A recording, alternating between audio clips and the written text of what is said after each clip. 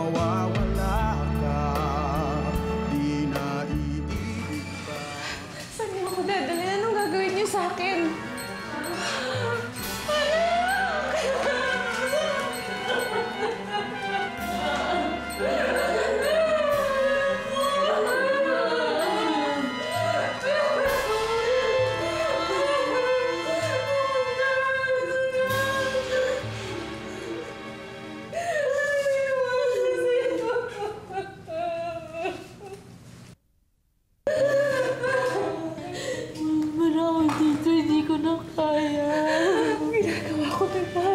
Palabas ka dito.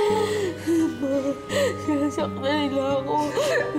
Pag ako hindi ako akalain, sasaktan nila ako ng ganitong mga kanariente nila ako, ma. Hayop na yan. Gaganti tayo kay Ernestina. Si ate. Ang ate mo nag-traitor sa'yo. Kaya ka nahuli. Kaya nag-uhulihan ngayon. Hindi na tuloy kasal nila ni Julius. Kaya nang hindi na tuloy kasal namin ni Carlito.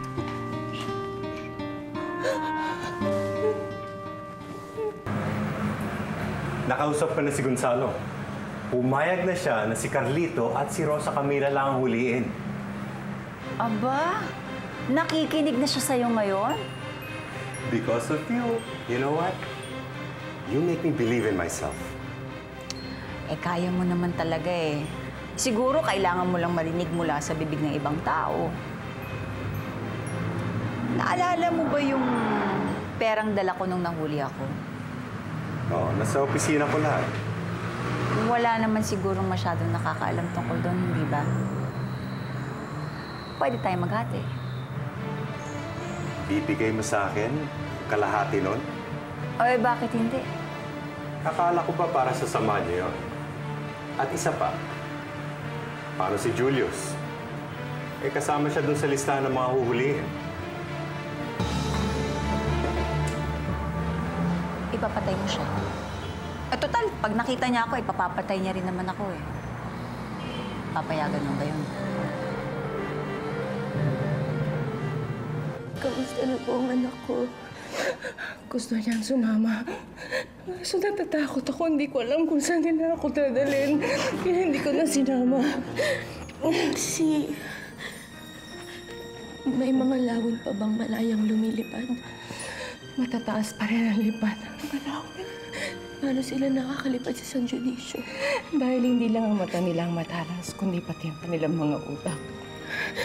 Ay, ginagalugad nila ang buong Maynila para mahanap ang mahal nila sa buhay. At kapag hindi nila nagawa yun, tinutuon nila ang atensyon nila sa maliliit na bayan tulad ng San Dionisio. Makakaalis pa ba ako dito? Hindi ko na kaya. Hindi ko na kaya. Shh! Kailangan mo magpakatatag, Rosa Camila. Para sa akin, para sa anak mo, para kay Matanglaw.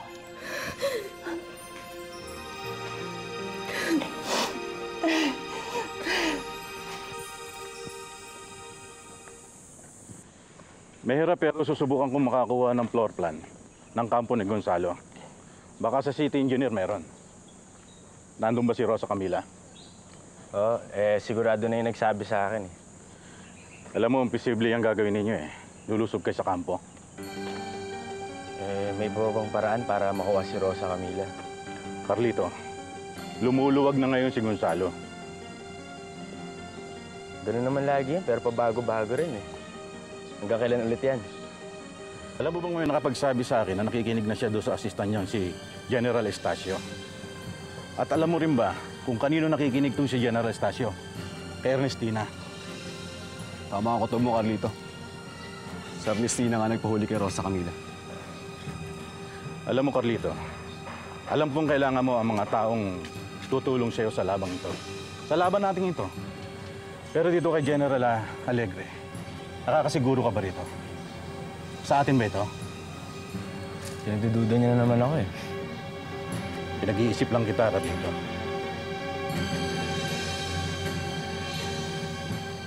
Sige na, anak. Kumain ka kahit konti. Umiikot na sigmura ko eh. Anak ko.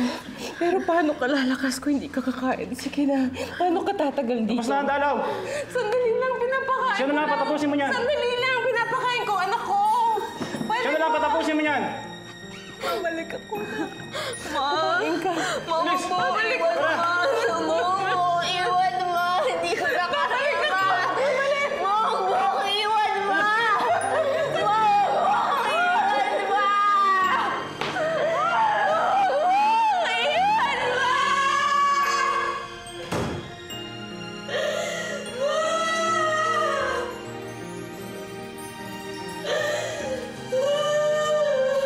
Parang wala nang katapusan itong nangyayari sa pamilya natin. Hindi naman siguro magtatagal to.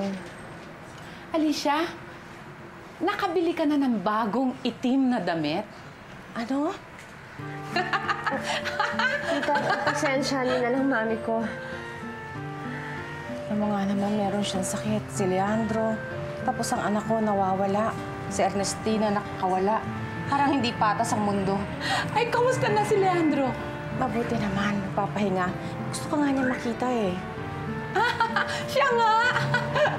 Hinahanap ka niya. Siya. May naghahanap pa sa kanya. Ano?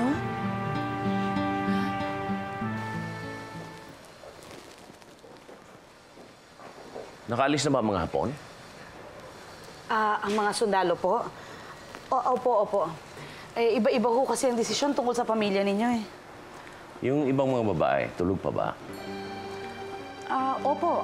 Pati po si Panfilo at si Charlie. Eh, nakaugalian ko lang po talaga na gumising ng maaga. Tayo lang ang gising. Yes, Mr. President. Ipaghahanda ko lang po kayo ng breakfast. Kukunin ko lang po sandali.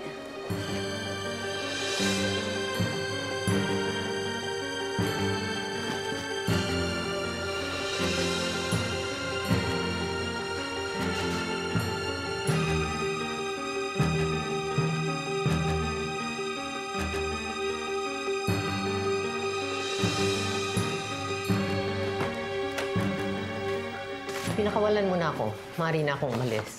Huwag na naman. You have to stay. No, I will not. Hayaan niyo na po kaming lumabas ng bansa, Supreme Commander. Pupunta na kami sa Australia ni Lola. Do you really want to go? Yes. Well, you're not even curious what is going to happen to your grandchild, Carlito Valiente?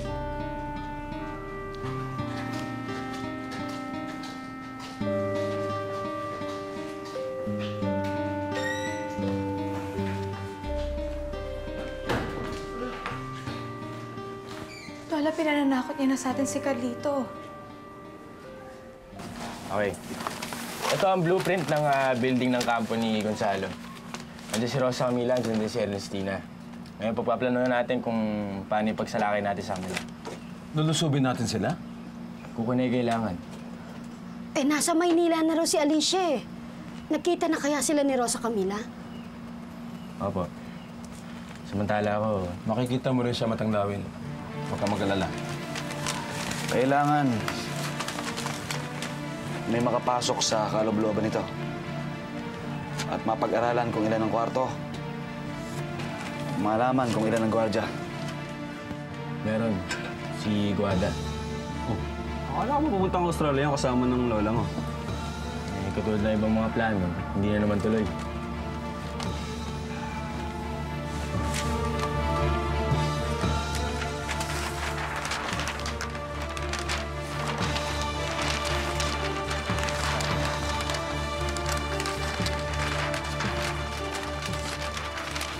Makakasama.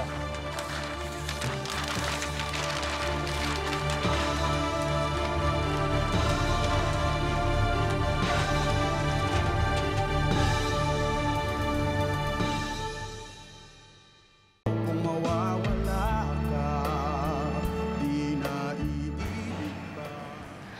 Malamang natutulog pa si Amanda. Nasa kanyang cellphone ni Panfilo. Lahat kami kinuna ng cellphone. Mami, sabihin mo na kasi, nasan ba si Daddy? ayaw nang ipasabi ni Tomas. Galit siya kay Leandro. Paano mo nalalaman na totoo ang sinasabi ni Serena? Di ba? Hindi ako nasisiraan ang bait. Hindi ako nasisiraan. Ayaw ni Tomas. Hello? Amanda? Oo, pakicheck mo nga ang daddy mo, please. Ano? Nakatakas? Saan nagpunta? Hindi ba dapat may mga sundalo dyan nagbabantay sa kanya? O sige, sige. Mami, ano ba? Sabihin mo na kasi. Nawawala si Leandro. Kahit si Leandro, hindi niya alam kung nasaan na siya. Hinanap ko na po kung saan-saan eh. Saan naman makakapunta yun? Wala naman naalala si Daddy Baka naglakad-lakad lang tapos napalayo. Uy, kilala naman si Leandro dito sa San Dionisio. Eh di dapat may tumawag na dito sa atin. Saan lang ang telephone niya yun eh? Cell ko pa. Wala naman nakakaalam ng number ko. O sige na, nahanapin na natin si Daddy. Halika na. Hindi na ako sasama. Kayo na lang. Teka, saan ba tayo una? Naku, sa park. Kung yung dati lang ang naalala ni Leandro, tsak na pupunta siya sa park na San Dionisio. O sige, ako na pupunta sa park. Sige, punta ako sa Miguel. Oo, ipag-iama na kami sa asyenda. Mr. President, anong ginagawa niyo dito? Christian, Ako pinapaalis to. hindi kita kilala. Hindi tayo, hindi na tayo na... Iwanan niyo ako. Alis! Naku, pinapaalis tayo. Wala na, nasisiraan na natin ng bait eh. Ano ba yan? Bakit nagkaganyan yan?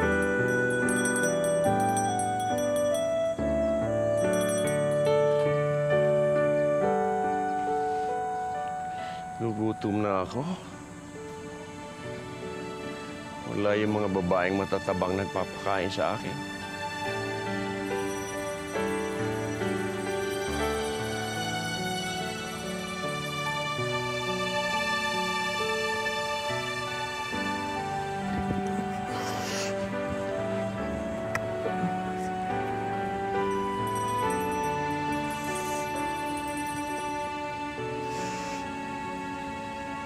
Iba-iba na anak yun.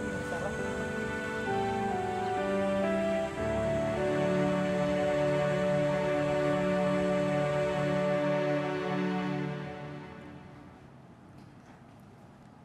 Gustuhin ko magtagalan ako. Ito na ang huling pagpunta ko rito. Pero gagawa ako ng paraan para makabalik ako. Kaso ang daddy mo nawawala. Galit pa sa akin si Daddy. Ang daddy mo tuluyan ang nawala ng memorya.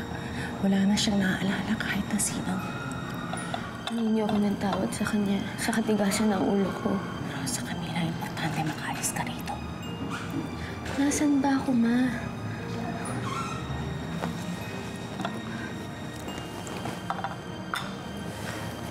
Ang sabi nila, hindi ka malayo dun sa mga humuli sa'yo. Maikot lang ang pagpunta rito, kaya nalilito ko.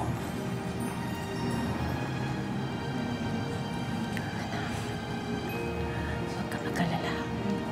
Hindi pa rin napapagod ang mga lawin sa kalilipad. Mahahanap pa rin ang lawin ang hinahanap niya.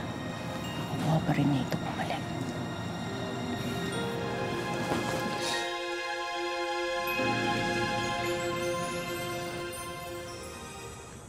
Dad! Dad! Dad, ba't kayong kumakain na galing sa basurahan? Akin na Sino yan! ka ba? Akin na yan. Binigay sa akin ng mama yan. Daddy, ba't hindi na lang kayo umuwi? Madaming papagkain doon sa bahay. Akin na yan. Hindi, nagugutom na ako. Daddy, umuwi na lang kayo. Madaming pagkain doon. Ba't di kayo umuwi, Dad? Hindi ko alam ang pauwi. Daddy, halika na, umuwi na tayo. Pag-uwi natin, nandun na si Tita Alicia. Tsaka, Dad, huwag mo nang gagawin yun, Dad. Baka sa susunod, di na kita mahanap. Halika na.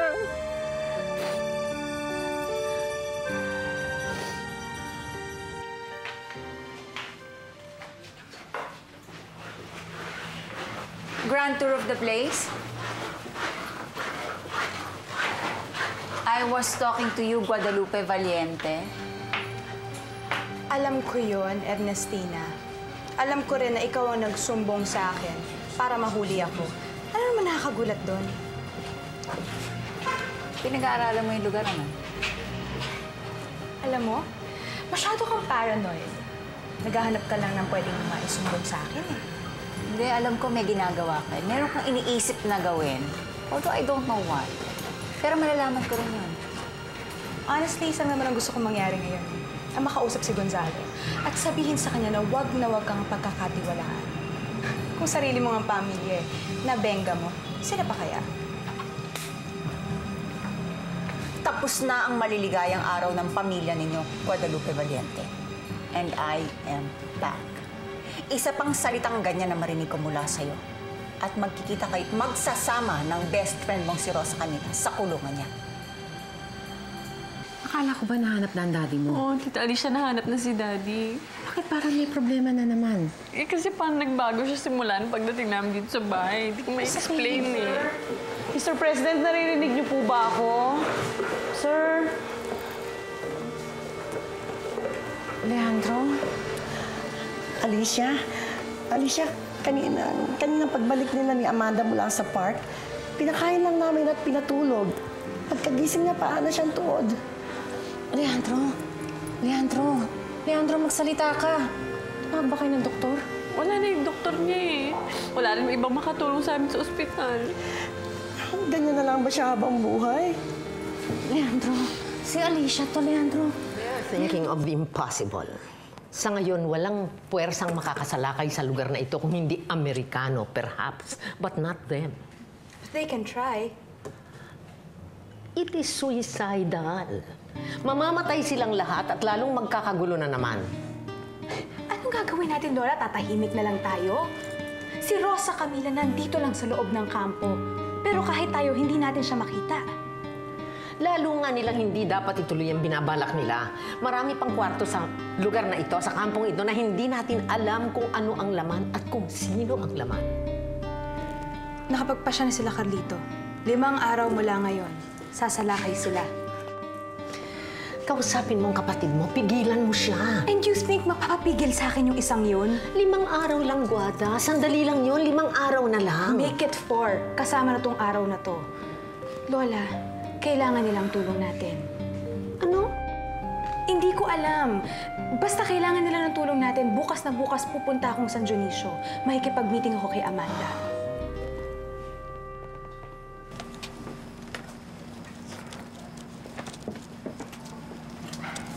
Okay, so second floor na tayo ha. Yung unang kwarto dito, CR. Okay, yung susunod, supplies. Ilan na nakabantay? 5. O, 5. Ang susunod doon ay Communications 1. May nakabantay ba? Hindi ka nakapasok? Hindi mo alam kung may tao sa loob. Okay, sige, mamaya na ulit. Hindi pa tapos si Guada eh. Pumasok si Ernestina. Nakita siya. So, mamaya na ulit. Pero so far, na-cover niya yung whole of first floor tsaka yung grounds. Eh, mahigit 100 tao na rito ah. Dadami pa yan. Paano tayo makakalaban? Yung ilan doon sa loob, kausap na natin yon. Pero kahit na, ang konti pa rin natin. Mapag-isipan natin ang paraan yan. We still have 5 days. Tapos sa 5 araw, tsaka tayo sasalakay sa kampo ni Gonzalo para sagipin si Rosa Camila.